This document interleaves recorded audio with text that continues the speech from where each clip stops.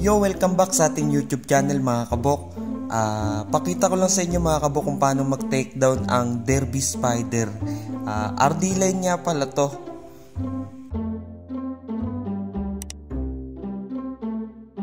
Four pieces yun mga kabok. Sinusubukan kong palakihin.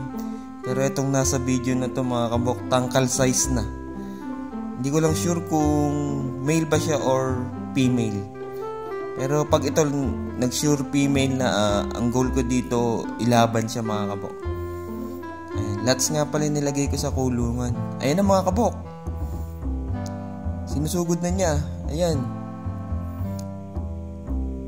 Pinapaulanan niya ng sapot mga kabok. Ang lakas ng stamina ng Derby Spider na maliit. Ayan mga kabok oh. Talagang hinahanap niya. Malaki sa kanya yung lots eh. Ayun. Nayakap na mga kabok.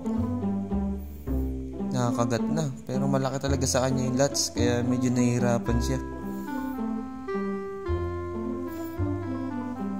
At yun na nga. Nakakagat na. Ine-LBC na. Mga kabok. Pag ito nag-sure female na. Pag sure female na to mga kabok, pag napalaki ko to, ilalabang ko to. Ayan, susubukan ko lang maglaban ng sarili kong palaki. Ayan o, talagang binalutan niya. Tangkal size pa lang, ang tapang na. Yun lang mga kabok. Ingat kayo palagi. Maraming salamat. At pakishare naman po ng video na to kung nagustuhan nyo.